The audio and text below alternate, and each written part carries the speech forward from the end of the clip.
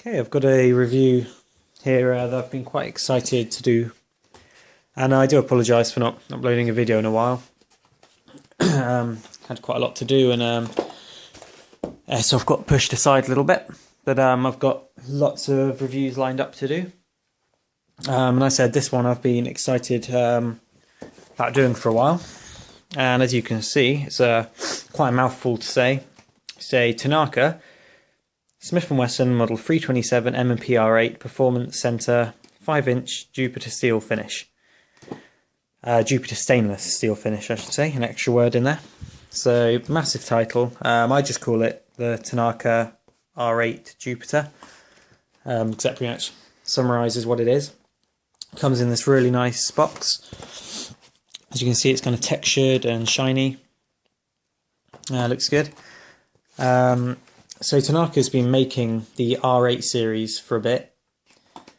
For quite a few years. They've made both a normal ABS plastic version of the R8, 5-inch. They've made a silver version, and they've made the heavyweight metal version.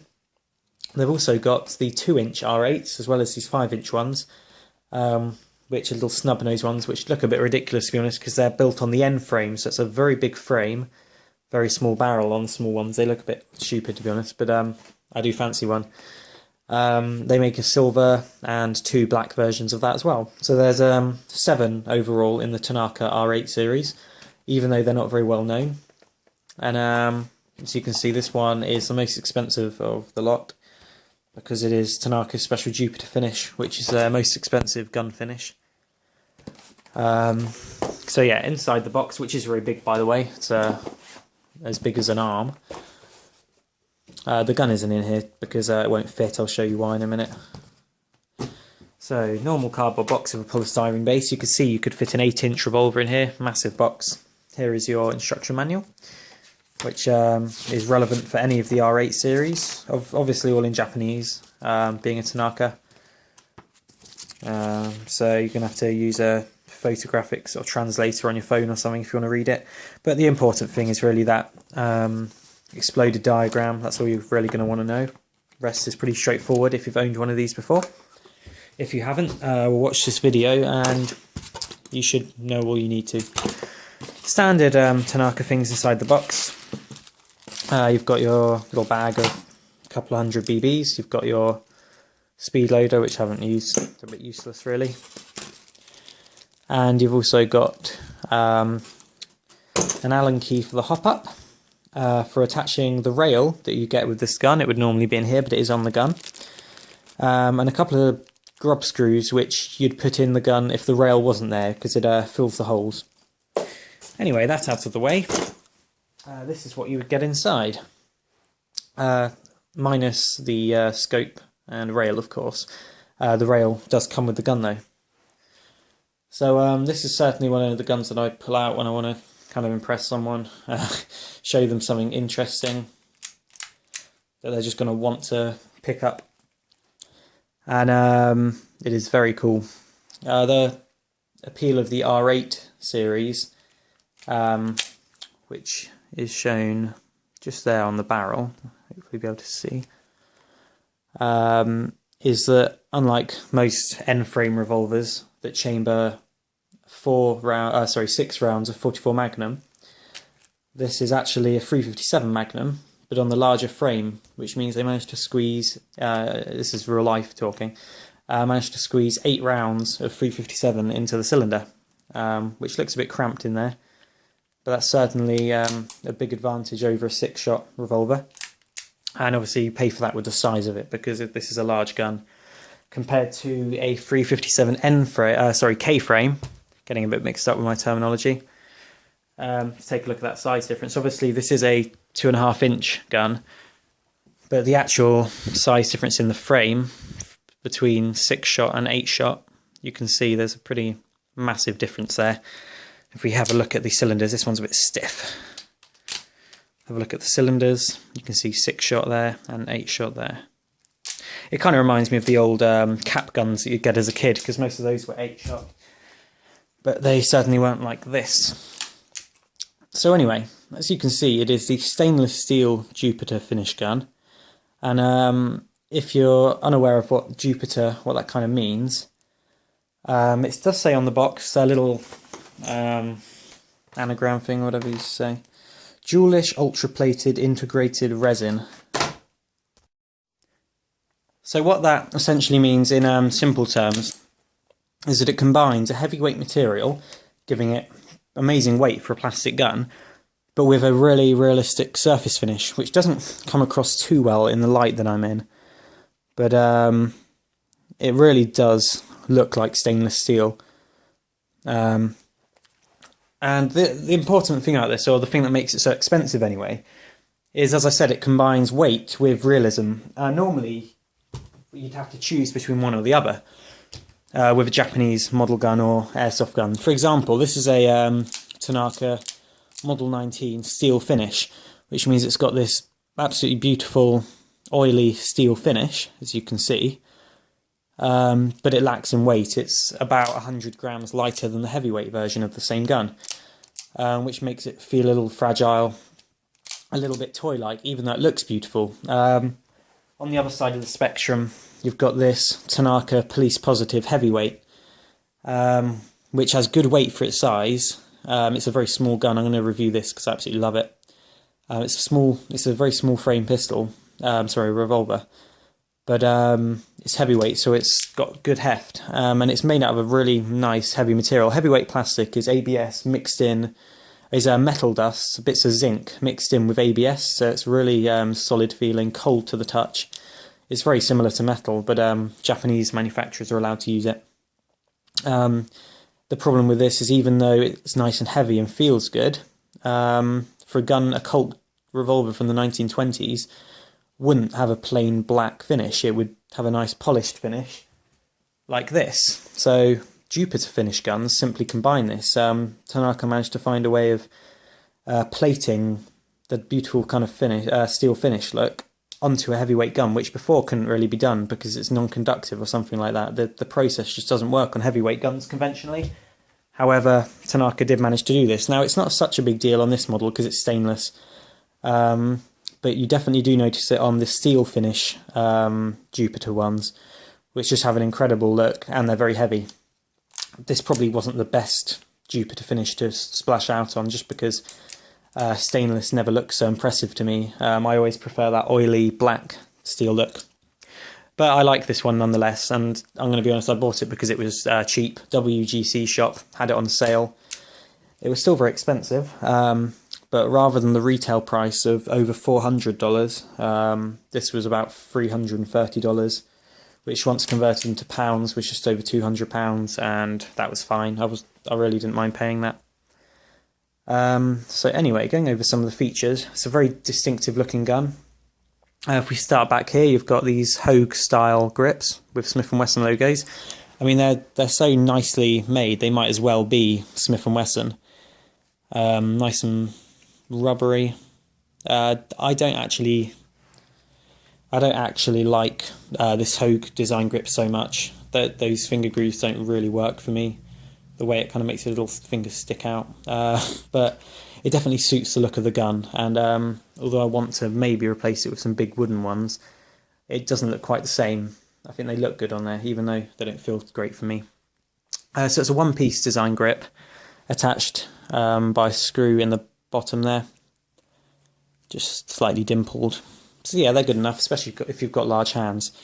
This revolver is a round butt revolver, which means rather than the back strap being straight, like on an older revolver, it is curved, so it curves underneath the grip here, which is the same as my K-frame here, which, as you can see, curves rather than straight. They're called square butt. This is a round butt. So if you're going to buy aftermarket grips for this, and of course, being a Tanaka, real steel grips will fit, make sure you get a round butt one. And you can see the nice stainless finish there. Give you a look at some of the trademarks. We've got a very faint performance center logo, which is a shame. This half of the logo seems really faint. I think they polished this particular one a bit too much, but it's just about visible, so that's a nice touch. Just above, you've got your little lock. I don't think I showed the key. A little key does come with the gun to lock that. Sorry about that, getting a bit hot in here, surprisingly. So yeah, it comes with a little key, Smith & Wesson marked key, which is really nice to lock that. You just turn it clockwise and it prevents the hammer moving. This little plate in here moves up and blocks the hammer, and therefore the trigger. Other trademarks on the gun are inside, hidden away. You've got the ASGK markings, which is a standard Japanese airsoft marking, to show it's sort of fit for sale. On the other side here, you've got Made in Japan, so slightly unrealistic markings here. Smith & Wesson Tanaka works. And then we've got M&P R8 nicely engraved there, as well as that cool looking R8 logo showing off the fact that it's an 8-shot revolver. Moving on from where I was, we come to the thumb piece, which is of course metal. It's nicely checkered. It's slightly more ergonomic design than the older, more square checkered one. It's a little bit sleeker looking. Got that nice shiny screw in there. One thing to note is it's a little stiffer than on the smaller revolvers. I'm not sure if it's just because it's quite a new gun or not, but and the cylinder's also quite stiff, shaking the gun, and it will not come out even with the thumb piece pressed. You need quite a good pull to get the cylinder out. So yeah, you can get a good look at the sort of nice finish there.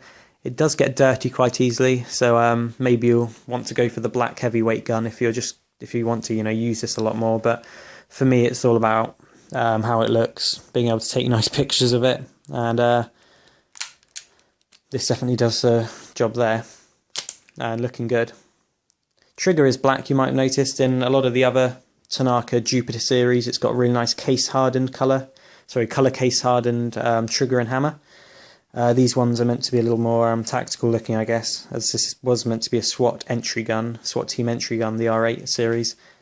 And they went with a black hammer and trigger, just so it isn't totally sort of bling, it's a little bit practical as well. Got quite a large shield here, sort of blast shield thing, which extends down here, just to ensure the cylinder sort of stays in place, and in the real one it would obviously keep the cartridges in. The finish is not as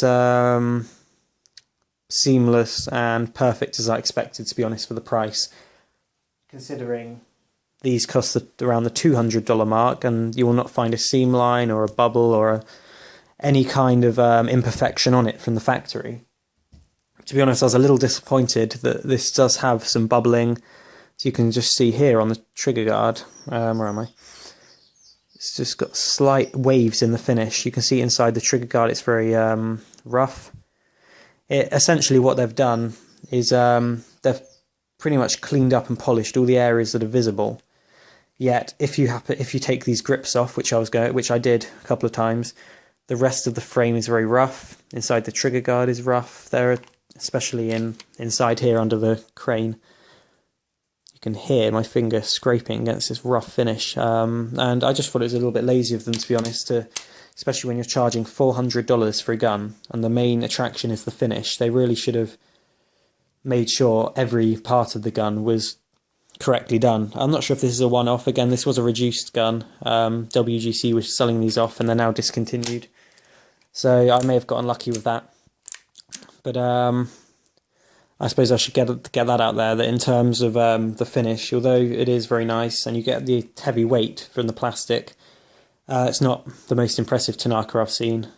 And there is the concern that because heavyweight plastic is black, that if you scratch this it will turn black.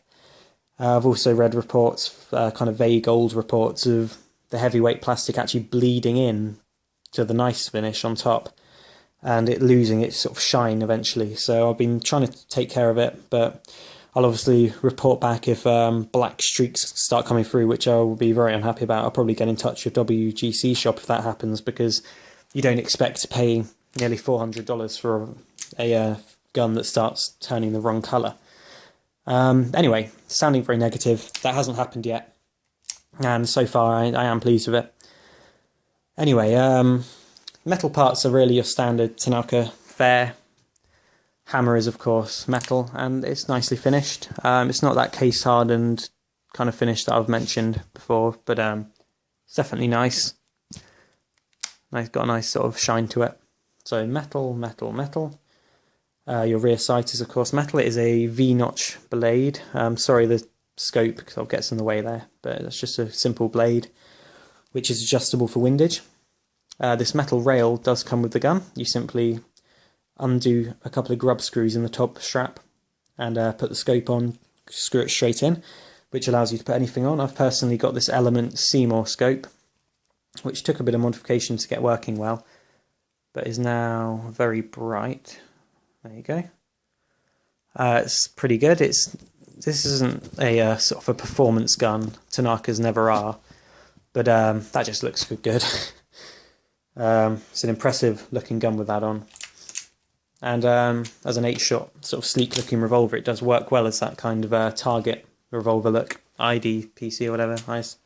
I forget what the initials are. IPSC matches. It would be suitable for that. Anyway, talking about sights, it comes with a nice white dot front sight, which is interchangeable for real Smith & Wesson front sight blades. Something I didn't realise when I first bought this is it's actually spring loaded. You can just pop it out and buy a real sight for it. So you could buy a fibre optic one or a tritium one. I think that's a really nice touch that you can just swap it straight out for a real Smith & Wesson one. But as you can see, I've got my scope on mine and I think that looks pretty good. So I'm not going to bother paying out for a new front sight, but maybe if you were going to use it with the iron sights, you might want to do that. Cylinder is of course metal and accounts for over about a quarter of the gun's weight. It's about 250 grams, which brings me to the overall weight of the gun, which is obviously a big deal since you're paying for weight with these kind of guns. The gun bare, without scope mount or scope, weighs over 800 grams, about 820 grams, which is good. The standard ABS plastic version weighs around 700, so you're getting about 100 extra grams from the heavyweight material. Plus the scope mount, which weighs about 80 grams, so you're looking at 900 grams, which is good. Now once I put the scope on, it's well over a kilo. I actually managed to fit a little bit of sort of lead that I had lying around inside the grip in a hollow space there, and this now tops the scales at 1,190 grams, almost 1.2 kilos, which is the same weight as a real stainless steel end frame, which is heavy. So although it's not really an issue when you're just target shooting, if you were maybe skirmishing with this all day, you would start getting a little bit of an ache because it's a heavy gun. Considering this steel finish gun weighs about 500 grams, for this to be over double that, it's very weighty. Definitely strikes people when they pick it up how heavy this thing is. And as I said, a lot of that does come from the cylinder. So being a standard Tanaka, you've got your fake cartridges there, which are non-removable. Nothing happens if you try and press the ejector rod. One of the cartridges is gas, and you will line it up there. If you don't know how the Tanaka system works, I'll try and briefly explain.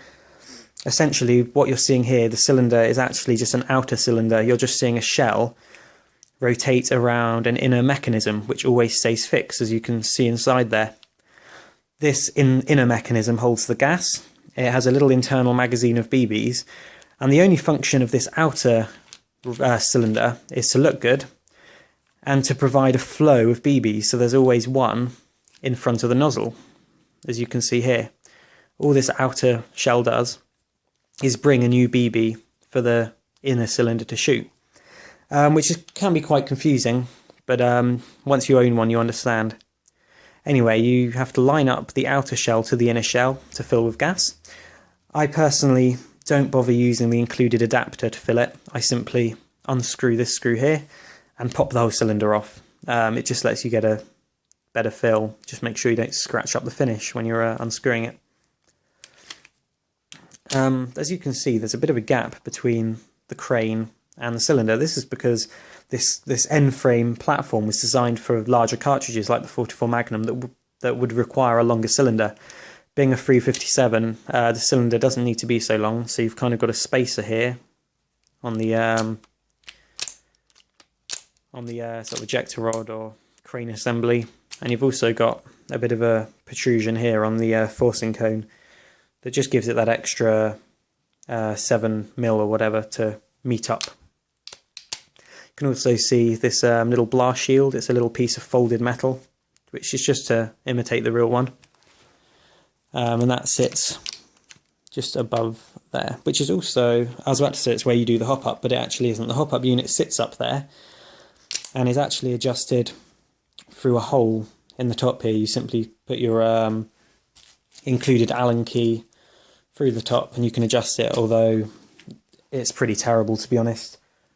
It's not consistent, it's not very usable. My Model 19, which is adjusted through here, is a much more consistent platform, possibly with some good ammo and some heavy ammo and a good amount of time fiddling with it. You might be able to get it shooting good. Mine's reasonably accurate at close range, but it's nothing incredible. You don't buy these for performance, it's as simple as that. Although for a target, just for a shooting targets in the garden kind of gun, no problem, just a bit of fun. Anyway, crane is metal as you'd expect, so is the ejector rod. Inner barrel is brass. Front assembly is plastic, but again it's coated nicely, so it's just like steel until you touch it, that is. So you can see it's kind of got these brushed steel machining marks. As you might have noticed, there is a rail on the front. I thought that this would look very cool with a flashlight. Once I got it, I realised it looked a bit goofy. Never did it again. But as you can see, if you want a proper tactical revolver, you can indeed add your flashlight, laser or whatever you want on it, which looks a bit silly, but if you're all about weight, this is coming up to 1.4, 1.5 kilos now, so that's very heavy. You won't get many airsoft pistols this heavy. So yeah, standard Picatinny rail, 3 slots, pretty much fit whatever you want on there. You could put a foregrip on if you want, but I don't like putting things on there just in case I ruin that nice finish. Speaking of finish, speaking again of finish, none of it's chipped, which is a nice thing.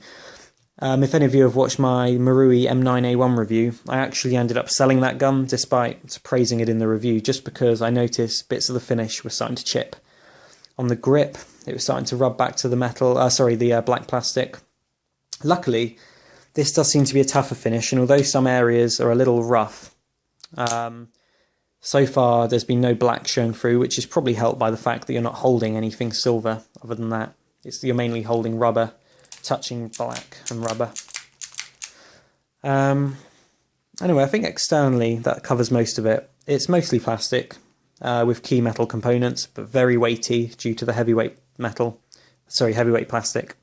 A couple of unique features to this particular gun over other end frames, I believe anyway, because I haven't owned many, is you've got this ball bearing that's sprung that locks in to the underlug that provides a better lockup. So I think that's why you can't shake it loose.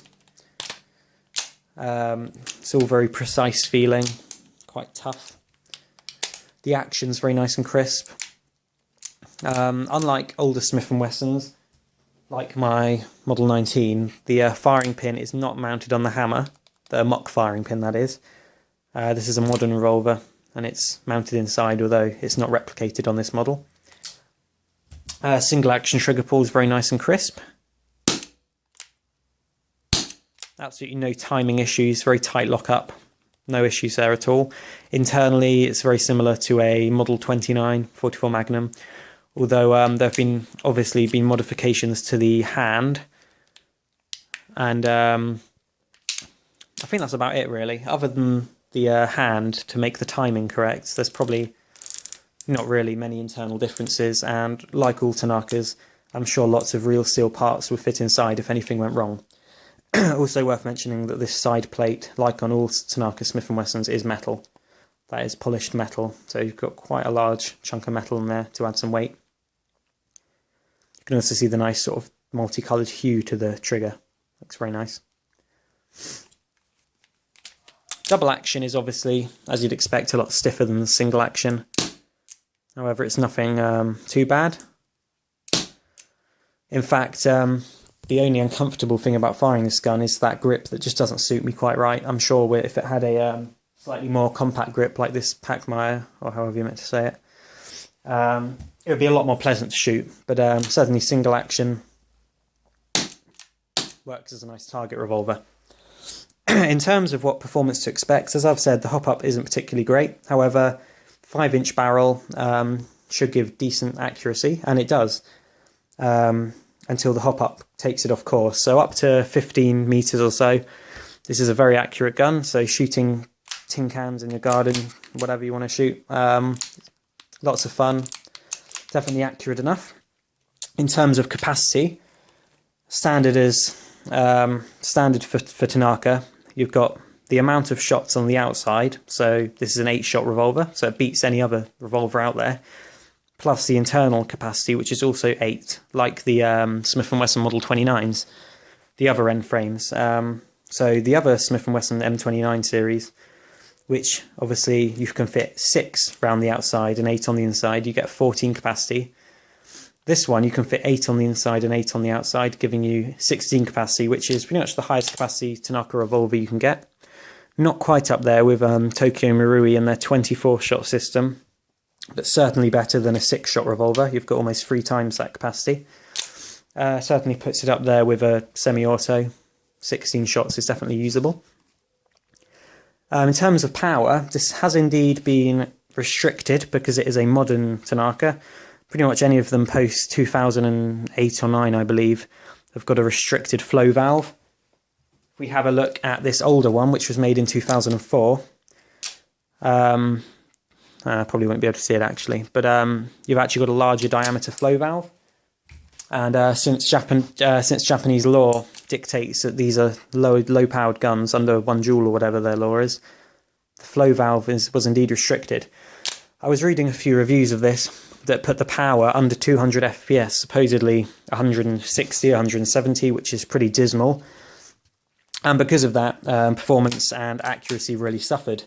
However, I was very pleased when I got my package from, where did I order this, WGC, and I saw this on the back.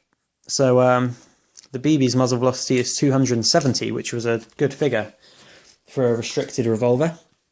I'm not sure what gas was used with that, but certainly I used green gas, or these can really take anything. Don't be afraid that you're going to blow it up or something.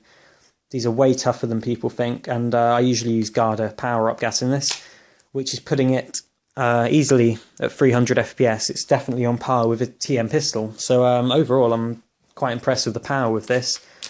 It's over double the FPS, or it's at least double the FPS I've been quoted from other websites. So I'm not sure what that's about. I assume that the low FPS figures are with 134A gas. So FPS isn't as terrible as you may read about. So I was very pleasantly surprised by that. And overall, for a back garden shooter, it performs well enough. Or maybe CQB skirmishing. It's definitely accurate enough, definitely powerful enough. It's just that hop up. But maybe with some good heavy BBs, you'll be able to get much better results out of it. Anyway, I better wrap it up. Again, this is running over half an hour, which I do apologise about. I guess the conclusion is really going to be how much money you're going to want to spend on a revolver. If you're a revolver fan like me, and you don't mind spending a bit of money on them, finding this for $338 was good. Ended up spending, with the scope and everything, about £300 on this, which I'm happy to have done, really. The extra weight over the basic finished guns is great. And performance is alright. It's not as terrible as I expected. It's just something very cool to have in the collection, even though the R8 was never a revolver I was particularly interested in. Actually owning one and having all the cool features like that awesome barrel nut, detachable front sight, look at that 8-shot cylinder, just looks great. I'm overall very pleased with this. Obviously time will tell how the finish lasts, and I will try and make follow-up videos if anything does happen. But for now, feel free to leave a comment, like and subscribe if you want to see more Tanaka revolvers. There aren't many channels that still make videos of these.